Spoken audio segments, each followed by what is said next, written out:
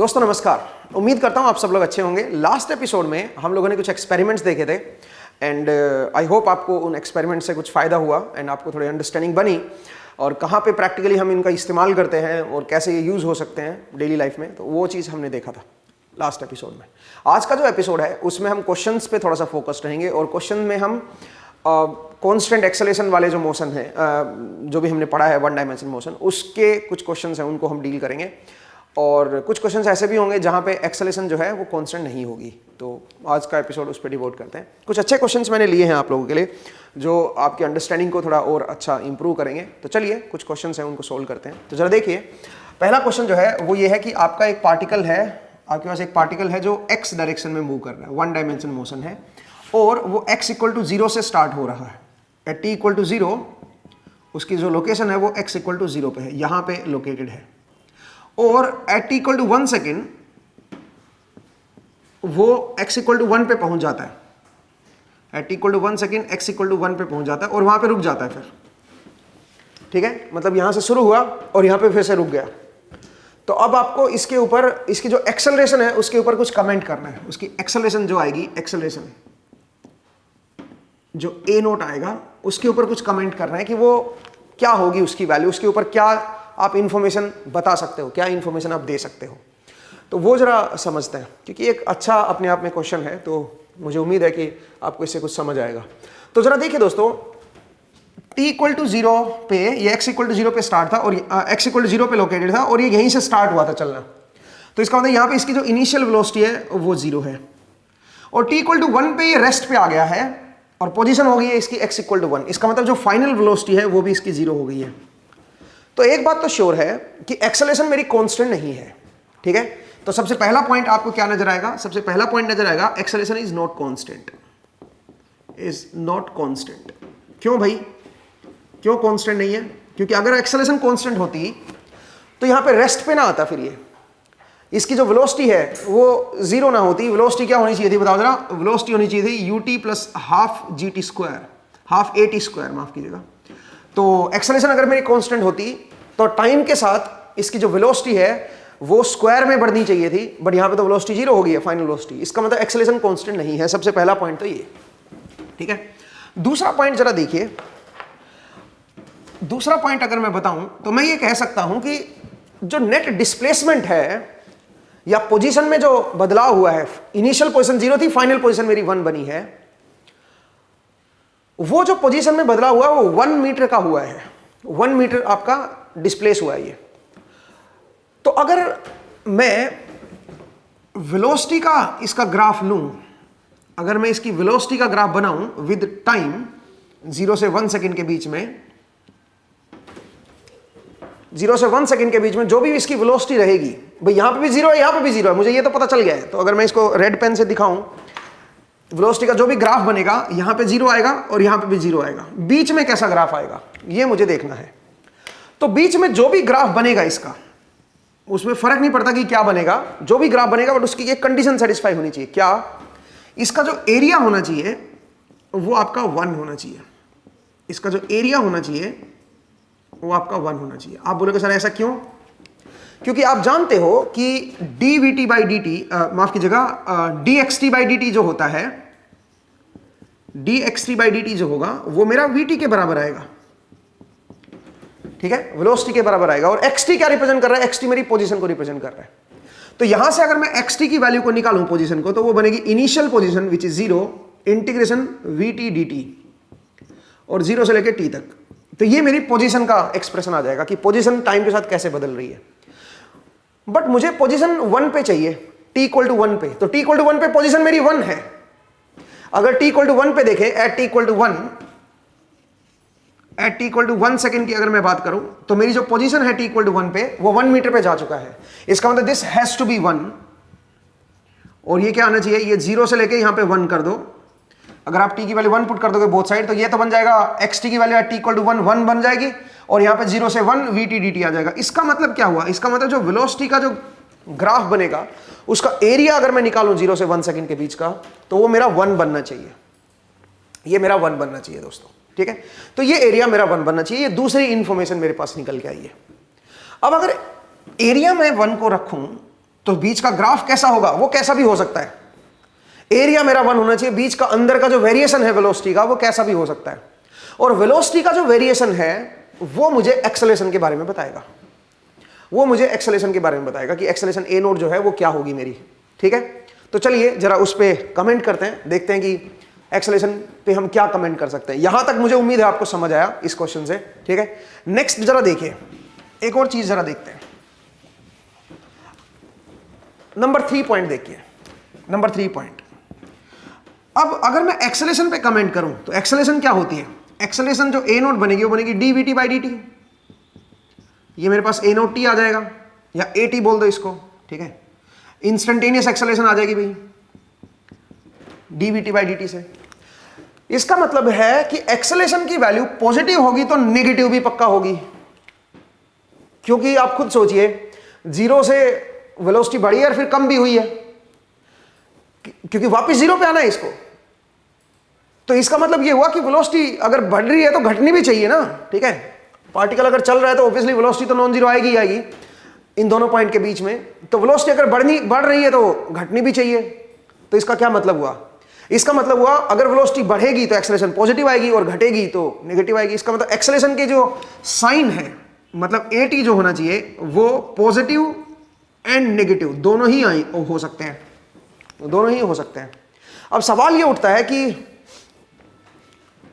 क्या मैं लिमिट भी बता सकता हूँ कि एक्सेलरेशन की लिमिट क्या होगी, इससे बड़ी होगी या इससे तो ज्यादा ही रहनी चाहिए ऑलवेज, या इससे तो कम ही होनी चाहिए ऑलवेज। ठीक है, क्या मैं उसके लिमिट के ऊपर भी कमेंट कर सकता हूं। तो जरा देखिए दोस्तों, ये मेरा 0 है और ये मेरा 1 है।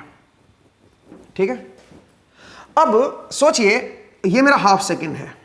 अब जरा ध्यान दीजिएगा, अगर मैं बोलूं कि भाई वेलोसिटी मेरी ऐसे गया और फिर मान लीजिए ऐसे आ गया। ठीक है, ऐसे मान लेता हूं 1 मिनट के लिए, हालांकि एक स्पेशल केस है इसका, क्योंकि इन जनरल तो कैसा भी मोशन हो सकता है, बस एरिया मेरा क्या रहना चाहिए, 1 रहना चाहिए। तो अब जरा देखिए, मैं यहां पे वेलोसिटी का जो ग्राफ है वो कुछ इस तरह से बना रहा हूं। ठीक है, और ये मेरा 1 लेंथ है, तो ये लेंथ मुझे क्या लेनी पड़ेगी, ये लेंथ 2 लेनी पड़ेगी, सो दैट मेरा जो एरिया है वो मेरा 1 ही रहे। तो भाई इसका एक स्पेशल केस ये भी तो है, इस तरह से मैं बना सकता हूं। अब जरा ध्यान से देखिएगा, अब जरा ध्यान से देखिएगा, अगर मैं ऐसा ग्राफ लेके चलता हूं, बिल्कुल मिडिल में मैं इसको ट्रायंगुलर वेलोसिटी को लेके चलूं मान लीजिए, तो मेरी जो एक्सेलरेशन आएगी वो इस जोन में एक्सेलरेशन अलग आएगी और इस जोन में एक्सेलरेशन अलग आएगी।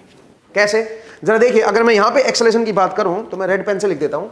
यहां पे अगर मैं एक्सेलरेशन की बात करूं तो यहां पे एक्सेलरेशन आएगी मेरे पास 4 मीटर पर सेकंड स्क्वायर, और यहां पे जो एक्सेलरेशन आएगी दोस्तों दैट इज -4 मीटर पर सेकंड स्क्वायर। बेसिकली यहां पे डिसेलरेट होगा, नेगेटिव एक्सेलरेशन आएगी।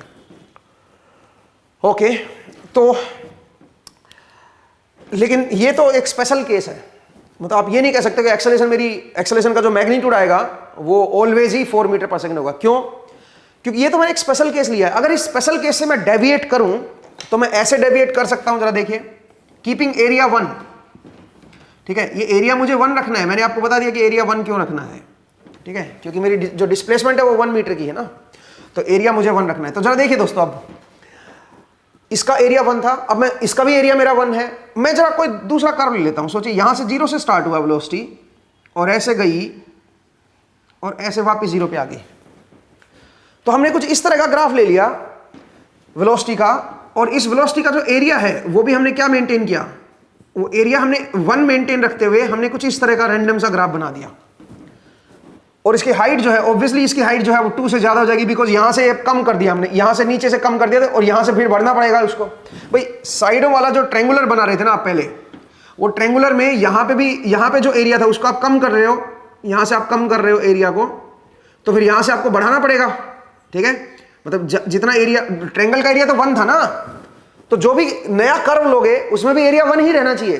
तो अगर किसी हिस्से से इसका एरिया कम कर रहे हो तो दूसरी जगह पे एरिया बढ़ाना पड़ेगा। तो अगर मैं यहां से एरिया को कम कर दूंगा तो फिर मुझे यहां पे एरिया को बढ़ाना पड़ेगा उतना ही, जितना यहां पे एरिया कम हुआ है ये वाला, उतना मैंने यहां से एक्स्ट्रा बढ़ा दिया। तो उससे क्या हुआ, उससे एरिया तो मेरा उतना ही रहा, एरिया मेरा स्टिल क्या है बताओ, एरिया मेरा उतना ही है इसका वेलोसिटी वाले कर्व का, सो दैट डिस्प्लेसमेंट मेरी 1 हो, लेकिन इससे एक्सेलरेशन पे फर्क पड़ गया। एक्सेलरेशन जरा देखिए, एक्सेलरेशन जो है कुछ हिस्से ऐसे हैं जहां पे एक्सेलरेशन मेरी 0 भी है, इसका जो डेरिवेटिव आएगा, इसका जो स्लोप आएगा वो 0 है। ध्यान से देखो, आप बोलोगे सर 0 कहां है स्लोप, यहां पे देखो, यहां पे जो स्लोप है, यहां पे जो स्लोप है वो 0 की तरफ होता जा रहा है, क्योंकि ये फ्लैट होता जा रहा है ऐसे। और जो शुरुआत हुई है वो भी फ्लैट शुरुआत हुई है, तो इसका मतलब यहां पे एक्सेलरेशन 0। बट ऐसा भी हिस्सा है जहां पे एक्सेलरेशन जो है वो ज्यादा है, किससे? 4 मीटर पर सेकंड स्क्वायर से, ठीक है, जो ट्रायंगल के केस में आई थी उससे ज्यादा है। यहां पे देखो, यहां पे स्लोप 0 है, यहां पे एक्सेलरेशन मेरी 0 है, क्योंकि वेलोसिटी का जो डेरिवेटिव होता है, वेलोसिटी का जो स्लोप होता है, किसी पॉइंट पे जो टेंजेंट होगा उसका जो स्लोप होगा वो एक्सेलरेशन बनेगी ना भाई, ठीक है। तो आप कह सकते हैं यहां पे एक्सेलरेशन 0, यहां पे भी 0, यहां पे भी 0 है, बीच में एक्सेलरेशन जो है वो जो 4 वाली एक्सेलरेशन थी उससे ज्यादा भी आई है, ठीक है भाई, क्योंकि वेरिएशन बहुत स्टीप है, तो इसका जो स्लोप आएगा वो बहुत ज्यादा आएगा।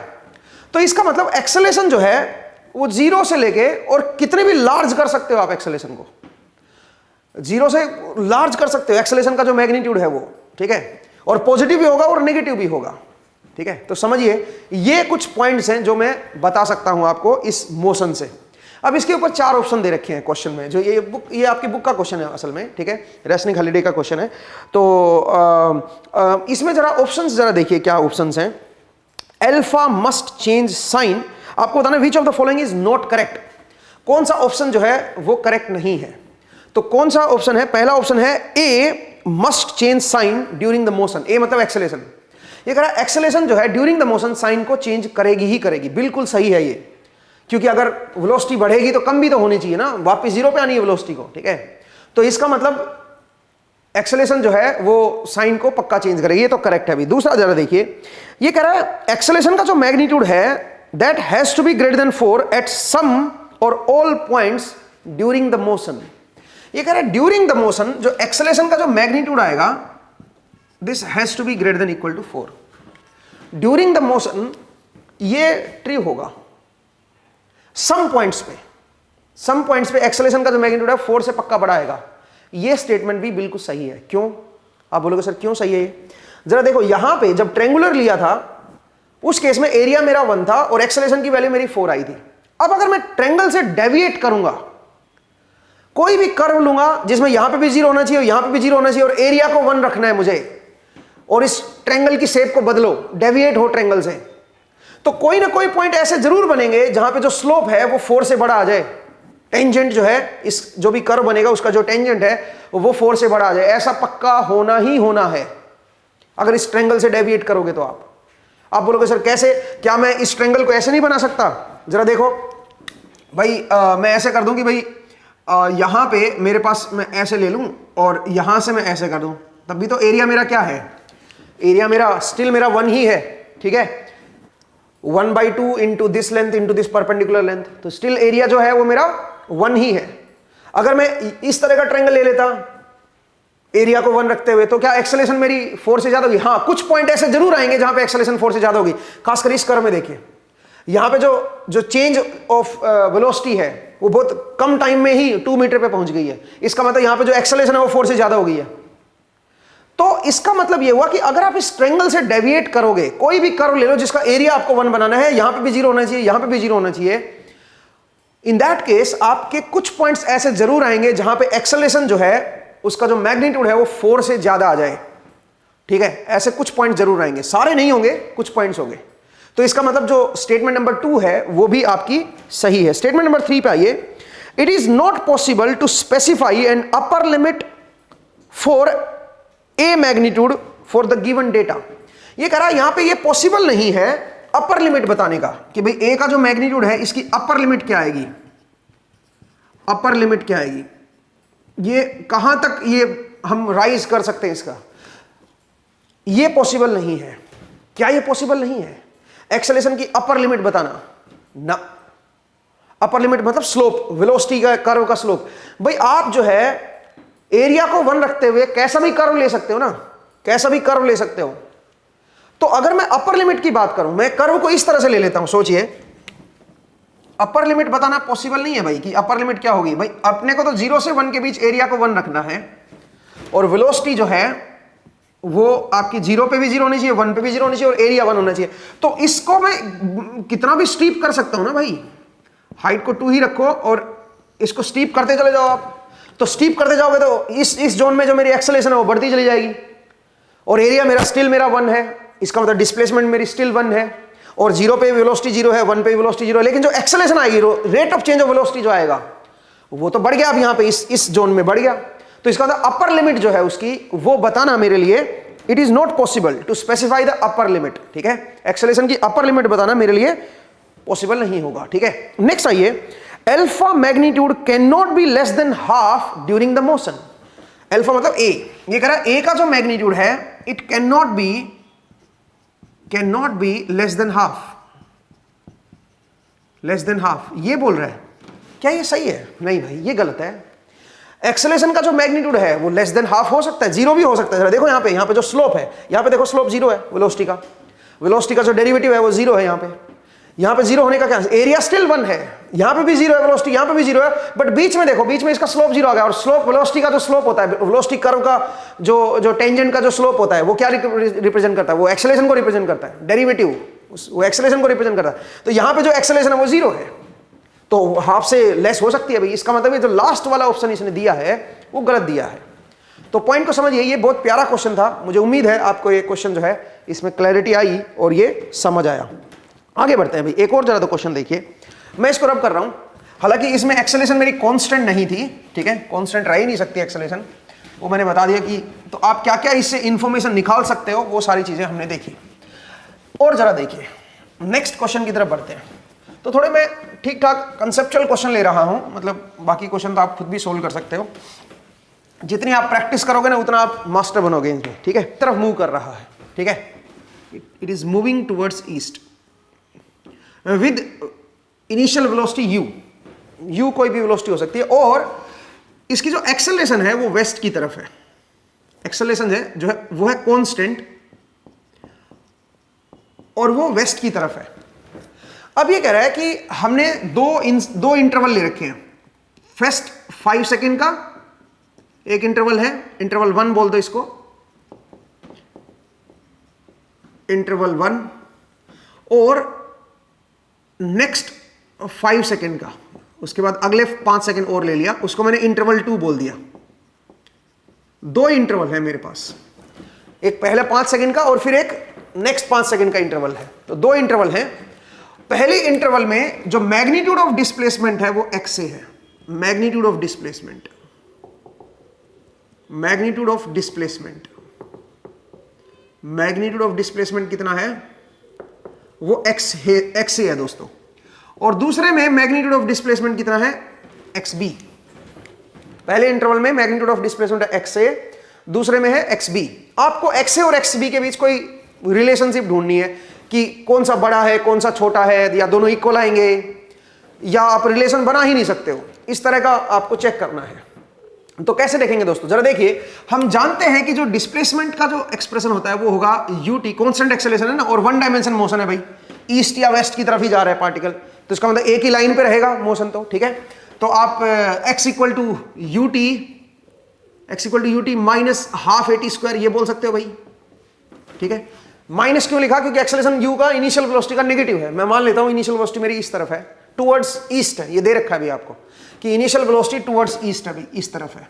ठीक है, तो ut माइनस हाफ at² मेरी डिस्प्लेसमेंट दिखाएंगे हम लोग। और जो वेलोसिटी, फाइनल वेलोसिटी बनेगी वो बनेगी u माइनस at। ये मेरी वेलोसिटी का ग्राफ आएगा। आप ये कह सकते हो वेलोसिटी का जो ग्राफ आएगा उसका मैग्नीट्यूड क्या हो जाएगा? डिस्प्लेसमेंट हो जाएगा। अब वेलोसिटी का जो ग्राफ होगा ये तो एक लीनियर ग्राफ है, और ये जो ग्राफ है ये डिपेंड करेगा आपकी इनिशियल वेलोसिटी पे।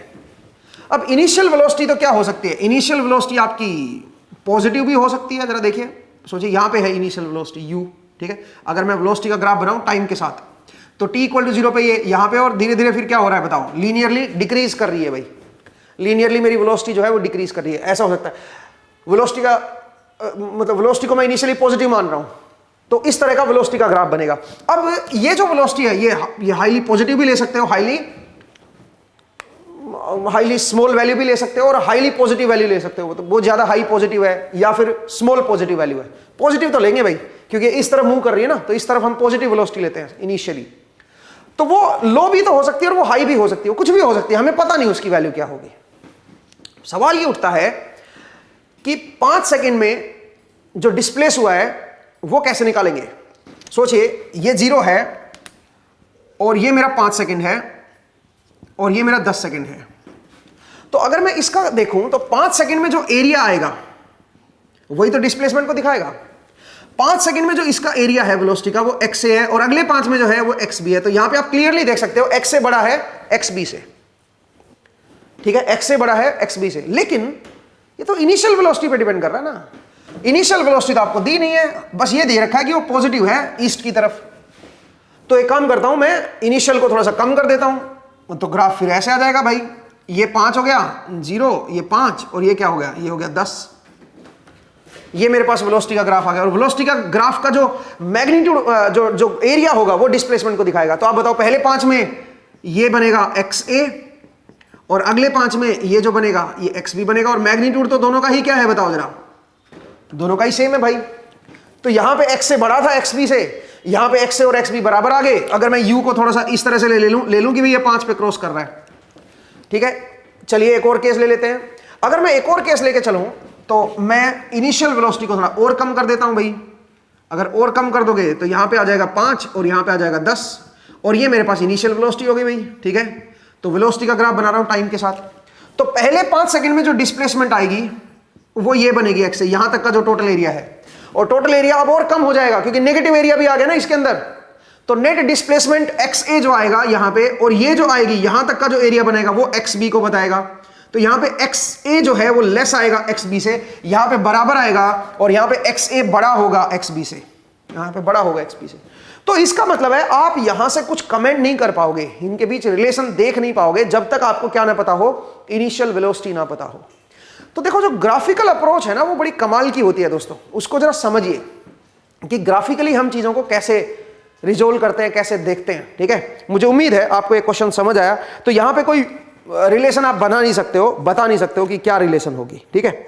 आगे चलते हैं भाई, नेक्स्ट जरा देखिए। हाँ नेक्स्ट जरा देखिए भाई, मैं रब कर रहा हूं, एक क्वेश्चन और लेते हैं, एक दो क्वेश्चन और लेते हैं। तो ये बड़े कंसेप्चुअल क्वेश्चन है एंड मुझे उम्मीद है कि आपको समझ भी आ रहे होंगे, ठीक है।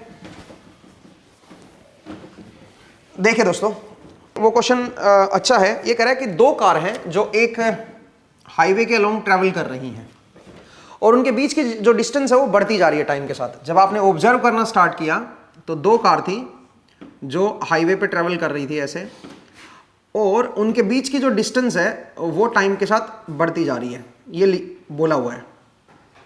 अब आप बताओ जो डिस्टेंस है वो बढ़ती हुई कैसे जाएगी। ऑब्वियसली अगर मैं इसको v1 बोल दूं और इसकी v2 बोल दूं, इसकी वेलोसिटी को, ये भी आपका इधर ट्रैवल कर रही है, ये भी आपकी इधर ट्रैवल कर रही है, और दोनों के बीच की डिस्टेंस बढ़ती जा रही है, ये दिया हुआ है।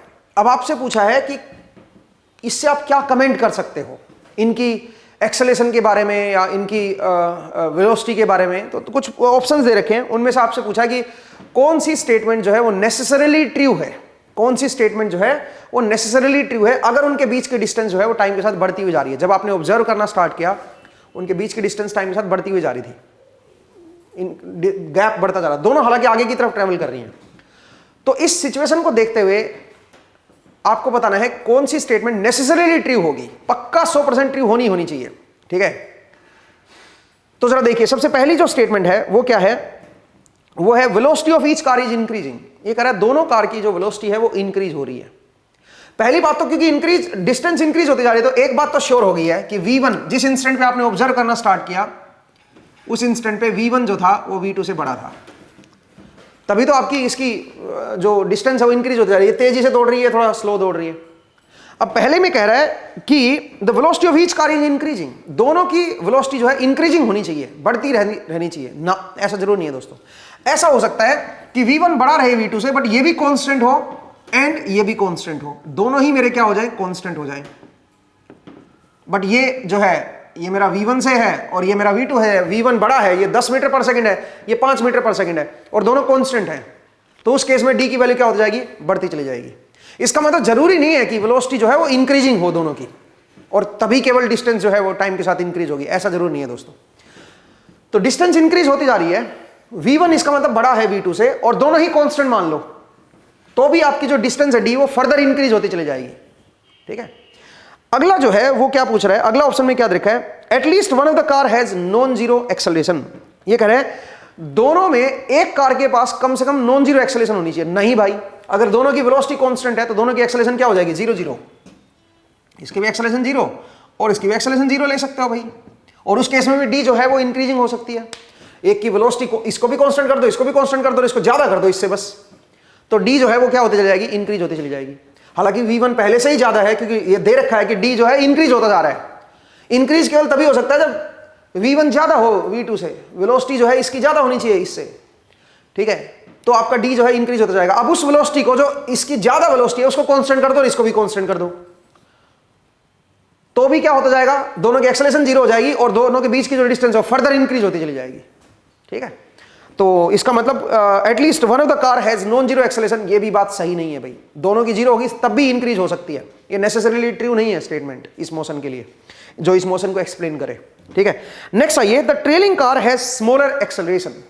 ये कह रहा है ट्रेलिंग कार के पास स्मॉलर एक्सेलरेशन होगी तो आपका जो है डिस्टेंस जो है वो इंक्रीज होती चली जाएगी। क्या ये सही नेसेसरीली ट्रू है इस मोशन के लिए? ना। दोनों कार की एक्सेलरेशन अगर बराबर भी हुई तब भी क्या होगा बताओ? तब भी ये डिस्टेंस जो है इंक्रीज होती जाएगी। आप बोलोगे सर कैसे? देखो, सबसे पहले तो इसने ये दे दिया कि भाई, सबसे पहले तो इसने ये दे दिया कि भाई डिस्टेंस जो है वो इंक्रीज होती जा रही है। डिस्टेंस इंक्रीज होती जा रही है, इसका मतलब क्या होता जा रहा है? इसका मतलब जो v1 है वो बड़ा है v2 से। अब एक काम करता हूं, मैं दोनों की एक्सेलरेशन को बराबर ले लेता हूं, इसको भी a नोट ले लेता हूं और इसको भी a नोट ले लेता हूं। तो अब बताओ, इनके बीच की जो किसी टाइम t पे जो वेलोसिटी आएगी वो क्या आएगी? वो आएगी इसकी इनिशियल वेलोसिटी, जब जिस टाइम आपने ऑब्जर्व किया उस time v1 plus a note t, और दूसरे की जो वेलोसिटी आएगी v2t किसी टाइम t पे, वो आएगी इसकी initial velocity v2 plus a note t। और आप देख सकते हो कि हर इंस्टेंट पे ये जो वेलोसिटी आएगी ये इससे बड़ी रहेगी, क्योंकि ये तो दोनों के लिए सेम ही हो गया, ये तो दोनों के लिए सेम ही हो गया। तो इसकी जो वेलोसिटी आएगी वो हर इंस्टेंट पे इससे क्या होगी? बड़ी होगी, क्योंकि v2 जो है, मतलब ऊपर वाले की जो वेलोसिटी है हर इंस्टेंट में नीचे वाले से बड़ी आएगी, क्योंकि v1 जो है वो v2 से बड़ा है। क्योंकि जिस टाइम आपने ऑब्जर्व किया उस टाइम ये इंक्रीज हो रही थी, इंक्रीज होने का मतलब इसकी जो वेलोसिटी थी वो इससे ज्यादा थी। तो अगर इसकी वेलोसिटी इससे ज्यादा है तो v1 इनिशियल वेलोसिटी जो है वो इसकी इनिशियल वेलोसिटी से ज्यादा है, तभी तो डिस्टेंस इंक्रीज होती जा रही थी जो शुरू में जब आपने ऑब्जर्व किया। लेकिन जब शुरू में इंक्रीज हो रही है, जब आपने ऑब्जर्व किया उसी टाइम अगर इंक्रीज हो रही थी, तो आगे भी फिर इंक्रीज होती जाएगी अगर मैं एक्सेलरेशन को क्या ले लूं? दोनों के लिए सेम ले लूं। तो ऐसा जरूरी नहीं है कि ट्रेलिंग कार की एक्सेलरेशन स्मॉलर होगी तभी डी जो है वो इंक्रीज होता जाएगा, ये नेसेसरीली ट्रू नहीं है, ठीक है? दूसरा जो है ये कह रहा है both car could be accelerating at the same rate, that is correct.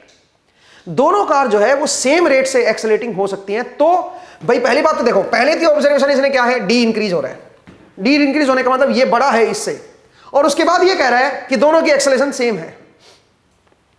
तो दोनों की अगर मैं एक्सेलरेशन सेम ले लूं और v1 को बड़ा ले लूं v2 से, तो हमेशा जो v1t है हर इंस्टेंट पे जो इसकी वेलोसिटी रहेगी वो इसकी वेलोसिटी से हर इंस्टेंट पे ज्यादा रहेगी। इसका मतलब डिस्टेंस जो है वो इंक्रीज होती ही चली जाएगी। तो इसका मतलब जो ये लास्ट वाला है, both car could be accelerating at the same rate, ये इस ऊपर वाले मोशन को सही एक्सप्लेन कर रहा है, ऊपर वाले मोशन को सही एक्सप्लेन कर, मतलब दो कारों को अगर आप देख के अगर आपको बोलना हो तो आप ऐसे बोल सकते हो, ये जो है ये हो सकता है कि ये तो हर केस में ही नेसेसरीली ट्रू होगा, पक्का इससे डिस्टेंस जो है बढ़ती ही चली जाएगी इस केस से। और आपने एक और चीज़ हमारे पिछले एपिसोड में देखी होगी, लास्ट टू लास्ट क्लास, या उसमें हमने बताया था कि एक बॉल को हमने ड्रॉप किया, ठीक है? किसी बॉल को हमने ड्रॉप किया t = 0 पे, और 1 सेकंड के बाद ये बॉल यहां पे पहुंच गई है, और उसके बाद t = 1 सेकंड पे ये बॉल यहां पे आ गई है, और फिर हमने सेकंड बॉल को ड्रॉप किया, t = 1 पे हमने सेकंड बॉल को ड्रॉप किया। पहले एक बॉल को ड्रॉप किया 0 सेकंड पे, वो 1 सेकंड पे यहां पे आ चुकी है। जैसे ही वो 1 सेकंड में यहां पे पहुंच गई है, दूसरी बॉल को हमने ड्रॉप करना स्टार्ट किया, तो इसकी इनिशियल वेलोसिटी स्टिल 0 ही है, और इसने अपनी कुछ वेलोसिटी ले ली है gt, इसके बराबर इसकी वेलोसिटी बन चुकी है। इसका मतलब इसकी वेलोसिटी इससे ज्यादा है इस पर्टिकुलर इंस्टेंट पे, तो इनके बीच का जो गैप है वो बढ़ेगा। लेकिन जो एक्सेलरेशन है दोनों की वो क्या है बताओ जरा? इसकी भी g है और इसकी भी g है। तो आपने वो देखा था कि इनके बीच का जो गैप है वो टाइम के साथ क्या होता जाएगा? बढ़ता ही चला जाएगा। इनके बीच का जो टाइम का जो गैप है, इनके बीच के जो डिस्प्लेसमेंट का जो डिफरेंस है, या इनके बीच का जो गैप है वो टाइम के साथ बढ़ता ही चला जाएगा। कैसे बढ़ता चला जाएगा जरा देखते हैं। ये मैंने आपको एक्सप्लेन भी किया था कि अगर मैं इसकी डिस्प्लेसमेंट की बात करूं पहली वाली बॉल की, तो वो आएगी 0 + ½ GT²। और दूसरी वाली अगर मैं बात करूं जो 1 सेकंड के बाद हमने ड्रॉप की है, उसकी जो डिस्प्लेसमेंट होगी वो भी इनिशियल वेलोसिटी तो उसकी भी है, बट उसमें क्योंकि 1 सेकंड डिले हो गया तो ये होगा। अब दोनों की जो दोनों के बीच का जो गैप है वो कैसे निकालोगे? जो ये डिस्प्लेस हुई है और जो ये डिस्प्लेस हुई है, दोनों का डिफरेंस देख लो, तो S1 - S2 जो है वो इनके बीच की डिस्टेंस आ जाएगी दोनों के बीच की, और वो टाइम के साथ बढ़ेगी। ये ऑलरेडी मैं करवा चुका हूं। स्टिल दोनों की एक्सेलरेशन सेम है, दोनों की एक्सेलरेशन सेम रखते हुए भी टाइम के साथ इनके बीच का जो गैप है वो बढ़ता जा रहा है। ठीक है, तो ध्यान दीजिएगा, अगर किसी इंस्टेंट पे डिस्टेंस दोनों के बीच इंक्रीज हो रही है, किसी इंस्टेंट पे डिस्टेंस इंक्रीज हो रही है, इसका मतलब आगे वाले की स्पीड ज्यादा है पीछे वाले से, तभी तो उनके बीच की डिस्टेंस इंक्रीज होती जा रही होगी। किसी टाइम पे आपने देखा, किसी इंटरवल में, छोटे से इंटरवल में, उस इंटरवल में डिस्टेंस आपकी बढ़ती जा रही थी, तो आप उससे नेसेसरीली ट्रू क्या स्टेटमेंट बोल सकते हो? आप बोल सकते हो कि दोनों की एक्सेलरेशन सेम है। ठीक है, ये जो है ये तो पक्का 100% सही बताएगी मोशन को। बाकी और भी पॉसिबिलिटीज हैं, बट जो ऑप्शन में जो बाकी 3 पॉसिबिलिटी दे रही थी वो नेसेसरीली ट्रू नहीं थी। हो सकता है वो किसी पर्टिकुलर सिचुएशन में ट्रू हो जाए, बट हर सिचुएशन में वो ट्रू नहीं कह सकते हो आप। ठीक है, हर सिचुएशन में ट्रू नहीं कह सकते हो। जैसे कि देखिए, पहली स्टेटमेंट इसने बोली थी कि भाई the velocity of each car is increasing. अगर दोनों की वेलोसिटी इंक्रीजिंग है तब भी ऐसा पॉसिबल है कि डिस्टेंस जो है वो इंक्रीज होती चली जाए, बट वो हर पॉसिबल केस नहीं बनेगा उससे। कुछ केसेस ऐसे भी होंगे जिनमें वेलोसिटी कांस्टेंट होगी तब भी डी जो है वो इंक्रीज होती चली जाएगी। तो इसका मतलब जो ऑप्शन दे रखे हैं उनमें पॉसिबिलिटी है कि डी इंक्रीज हो जाए, बट हमें तो नेसेसरी ट्रू बताना है कि उससे होना ही होना चाहिए कि डी मेरी हर सिचुएशन में इंक्रीज हो। तो अगर किसी इंस्टेंट पे दोनों की डिस्टेंस इंक्रीज होती जा रही है, इसका मतलब उस इंस्टेंट पे आगे वाले की वेलोसिटी पीछे वाले से ज्यादा है, और अगर दोनों की एक्सेलरेशन कांस्टेंट कर दूंगा तो उनके बीच का जो गैप है वो भी बढ़ता ही चला जाएगा। ये नेसेसरीली ट्रू है दोस्तों। आई होप आपको ये क्वेश्चन जो है समझ आया, क्योंकि ये बहुत प्यारा क्वेश्चन था और ये बड़ा कंफ्यूजिंग क्वेश्चन है, और उम्मीद करता हूं कि आपको ये समझ आया। ठीक है, चलिए आगे बढ़ते हैं, एक लास्ट क्वेश्चन और करते हैं, थोड़ा कंसेप्चुअल है, उसको भी जरा देख लेते हैं। तो आज हमने न्यूमेरिकल टाइप, मतलब थोड़े इस तरह के न्यूमेरिकल लिए हैं जो थोड़े से कंसेप्चुअल हैं, जिनसे आपकी थोड़ी कंसेप्चुअल क्लैरिटी आएगी जिनसे, तो वो क्वेश्चंस मैंने आज के एपिसोड में लिए हैं। जरा देखिए भाई, ये कह रहा है a person standing on the edge of a cliff at some height above the ground throws one ball straight up with initial speed v0। ये कह रहा है एक बंदा है जो किसी हाइट h पे यहां पे है, और एक बॉल को ये थ्रो कर रहा है ऊपर की तरफ इनिशियल वेलोसिटी v0 से। ठीक है, हाँ जी, and then throws another ball straight down with the same initial speed. ये कह रहा है एक और बॉल को ये नीचे की तरफ थ्रो कर रहा है v0 स्पीड से। ठीक है, now which ball if either has the larger speed when hits the ground. ये कह रहा है जब ग्राउंड को हिट करेंगी दोनों बॉल, तो कौन सी बॉल लार्जर स्पीड से हिट करेगी, ये आपको बताना है। आंसर है दोनों ही बॉल सेम स्पीड से हिट करेंगी। क्वेश्चन व्हाई, क्यों ऐसा होगा कि दोनों की सेम स्पीड होगी? जरा देखिए दोस्तों, ये बॉल को जो आपने ऊपर भेजा है ऊपर की तरफ, तो ये डिसलेट होगी और धीरे धीरे इसकी जो स्पीड है वो कम होती चली जाएगी। ठीक है, और यहां पे इसकी जो वेलोसिटी है वो 0 हो जाएगी। उसके बाद ये वापस आना स्टार्ट करेगी ये बॉल। ठीक है, और जैसे इस लेवल पे आएगी, अब ये नीचे की तरफ जा रही है, बट वेलोसिटी है v0, वेलोसिटी है v0। आप चेक करके देख सकते हो भाई, अगर मैं एयर ड्रैग को नेग्लेक्ट कर दूं, ठीक है, तो यहां से यहां पे जो गई है, मैक्सिमम हाइट पे जो गई है, उसमें टाइम जितना लगेगा उतना ही टाइम नीचे आने में भी लगेगा। अगर एयर ड्रैग खत्म हो रखा है तो सोचिए, यहां पे t0 टाइम लगा है तो यहां पे भी t0 टाइम लगेगा, और यहां से t0 टाइम में ये 0 वेलोसिटी हो गई है। तो आप जरा अगर आप देखोगे तो मैं अगर इसकी इक्वेशन लिखूं तो मैं बोलूंगा final velocity 0 is equal to initial velocity v0 minus g t0, ये लिखूंगा दोस्तों। तो t0 की वैल्यू आ जाएगी मेरे पास, कितना टाइम लगा इसको यहां से यहां तक जाने में, तो t0 की वैल्यू जो आएगी वो आएगी v0 बाई g। ठीक है, ये टाइम लगा इसको यहां से यहां तक जाने में, और डिस्प्लेसमेंट भी आप देख सकते हो s। तो s की जो वैल्यू आएगी वो क्या आएगी दोस्तों, v0 into t0 into t0 minus half G T note का स्क्वायर। ये डिस्प्लेस हुआ है यहां से यहां तक, ठीक है, ये मेरा डिस्प्लेस हुआ है यहां से यहां तक, ये मेरे डिस्प्लेसमेंट। इसमें टी नोट की वैल्यू पुट कर देता हूं, तो ये बन जाएगा V naught square by G minus G into T naught square करोगे तो V naught square by 2g स्क्वायर, तो that will be equal to V naught square upon 2g। ये मेरा क्या हुआ है, ये मेरा यहां से यहां तक डिस्प्लेसमेंट है दोस्तों, और ये टाइम लगा है यहां से यहां तक जाने में। अब वापिस आने में भी उतना ही टाइम लगेगा। क्वेश्चन, क्यों वापिस आने में भी सेम टाइम क्यों लगा, जरा देखते हैं। अब यहां से यहां पे आ रहा है वापिस, और इसकी इनिशियल वेलोसिटी अब 0 है। सोचिए अब ये वापिस मोशन को मैं रीड कर रहा हूं, पहले तो ये मोशन को रीड किया हमने, ये मोशन को स्टडी किया, यहां पे इनिशियल वेलोसिटी v नॉट थी और यहां पे फाइनल वेलोसिटी 0 हो गई थी, ठीक है, और उस तरह से हमने इसको सोल्व किया और हमने डिस्प्लेसमेंट निकाली, हमने टाइम निकाल लिया। अब एक काम करते हैं, अब मैं वापिस आ रहा हूं, यहां से मैं यहां पे आ रहा हूं, तो डिस्प्लेसमेंट तो स्टिल उतनी ही है जितनी ये यहां से यहां पे गया था, उतनी डिस्प्लेसमेंट यहां पे भी है। तो इतनी ही डिस्प्लेसमेंट को कवर करने में अब कितना समय लगेगा, वापिस आते टाइम इनिशियल वेलोसिटी 0 है यहां पे, तो इसका मतलब डिस्प्लेसमेंट है मेरे पास v not square upon 2g, और इनिशियल यहां पे 0 स्पीड है, तो 0t plus half G T square. भाई इतना ही डिस्प्लेस होना है, अब इसको डिस्प्लेसमेंट मुझे इतनी चाहिए, लेकिन इस बार इनिशियल वेलोसिटी 0 कर दो, देखो कितने टाइम में इतनी डिस्प्लेसमेंट बनेगी। तो अब आप यहां से अगर मैं सोल्व करूंगा तो 2 से 2 कट जाएगा, और t की वैल्यू जो आएगी वो आएगी v नॉट बाई जी। इतने टाइम में वापस ये उसी डिस्प्लेसमेंट पे आ जाएगा, उतना ही डिस्प्लेस हो जाएगा, जितना ही ऊपर गया था उतना ही नीचे आने में इतना टाइम लगेगा, और ये टाइम तो पहले ही हम देख चुके हैं वो टी नोट के बराबर है। इसका मतलब वापस आने में भी समय क्या लगा है, उतना ही लगा है जितना इसको ऊपर जाने में लगा है, अगर एयर ड्रैग नहीं है तो।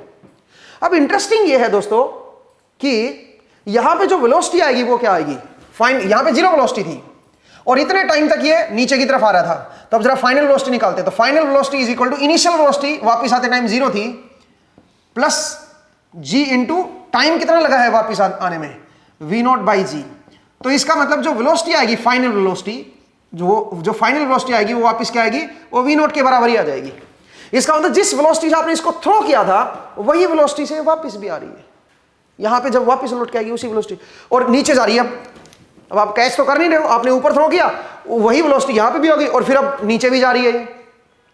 तो अगर उसी वेलोसिटी से नीचे भी जाएगी तो पिछली वाली बॉल भी तो आपने इसी वेलोसिटी से फेंकी थी, इसका मतलब जो दूसरी बॉल फेंकी थी वो भी तो इसी वेलोसिटी से फेंकी थी, और ये घूम के उसी वेलोसिटी से फिर से आ गई नीचे की तरफ। तो जब दोनों बॉल हिट करेंगी नीचे ग्राउंड में, तो जो इसकी स्पीड बन चुकी होगी, क्योंकि ये इसकी इनिशियल वेलोसिटी v नॉट है, जो दूसरी बॉल जो आपने नीचे की तरफ फेंकी थी, और ये जो ऊपर की तरफ फेंकी थी ये भी अब यहां से v नॉट की तरफ, v नॉट स्पीड से ही नीचे जा रही है।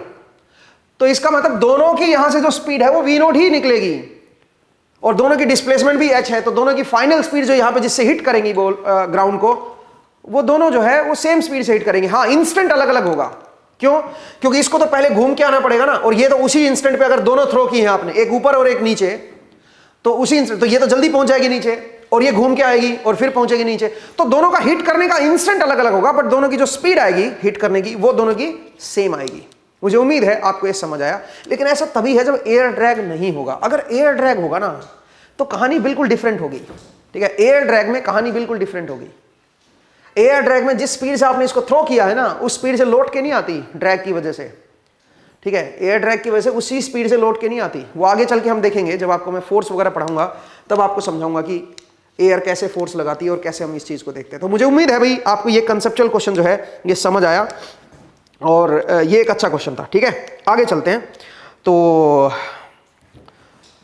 फिलहाल यार इतना ही करते हैं, ठीक है, और नेक्स्ट एपिसोड में हम कुछ और न्यूमेरिकल क्वेश्चंस को सोल्व करेंगे। आज की क्लास में हमने कुछ कंसेप्चुअल क्वेश्चंस किए हैं, अगली क्लास में कुछ न्यूमेरिकल क्वेश्चंस को सोल्व करेंगे जिसमें आपका 1 डायमेंशन मोशन होगा विद कांस्टेंट एक्सेलरेशन, ठीक है, उसको हम लोग देखेंगे।